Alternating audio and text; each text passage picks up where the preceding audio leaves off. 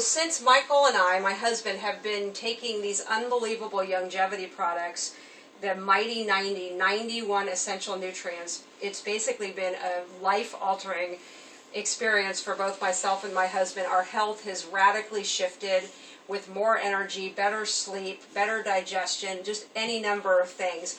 One of the things that's really important that we've done along with the nutrition is to change our diet based on the recommendations of Dr. Wallach.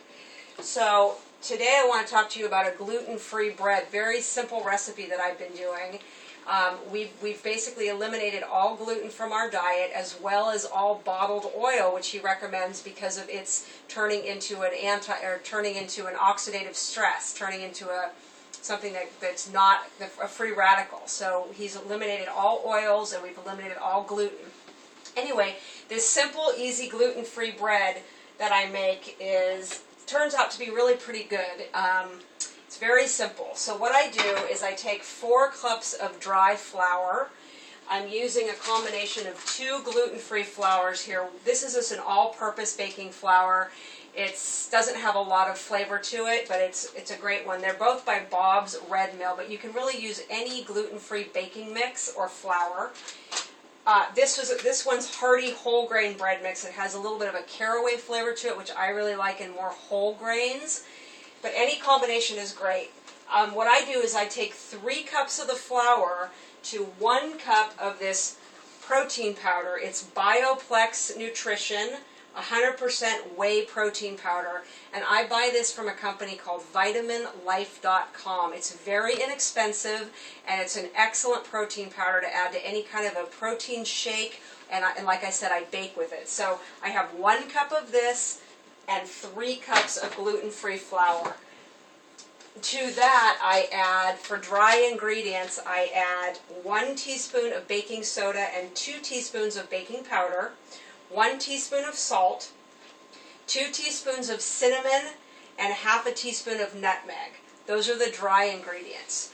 Mixing all those together in one bowl, and then for my wet ingredients, I take 6 eggs, which keeps it, again, high in protein. I put in 2½ teaspoons of vanilla, pure vanilla. I use ½ a cup of maple syrup to keep it on the low end on the glycemic index, so it doesn't have a lot of sugar in it. And instead of oil, I use 1.5 cups of coconut milk. I buy coconut milk in a can from Trader Joe's, and I just use the entire can of coconut milk dumped into the wet ingredients with the eggs, etc. And in order to keep it extra moist, because I'm not using any oil in this, I put in 16 ounces of applesauce. So I buy this little 6-pack of apples, or 4-pack of applesauce. This one is boysenberry, but for this bread I used the cinnamon one from Trader Joe's, and I put 4 of these little cups, which comes out to 16 ounces or 2 cups of applesauce. And it comes out pretty moist. Anyway, mixing all of the wet ingredients together, so the eggs, the vanilla, the maple syrup, 1½ cans of coconut milk, and the 16 ounces of applesauce, then mixing all the ingredients together, wet and dry, and then I line this cookie sheet. I did use a tiny bit of coconut oil to put on the bottom of the cooking sheet so that it didn't stick. But other than that, it doesn't have any oil in it. Or if you want to stick really true to Dr. Wallach's recommendation, you can use rendered lard. Not the kind you buy in the store, but that's a whole other video. I'll do another one on how to make your own excellent, healthy lard, believe it or not. At any rate, bake it at 350 degrees for approximately 40 minutes. Check it at 35.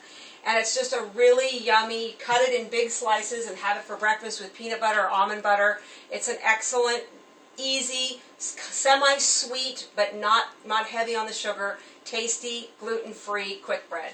Thanks so much for watching, and if you're interested in longevity, I tell you that it's life-changing.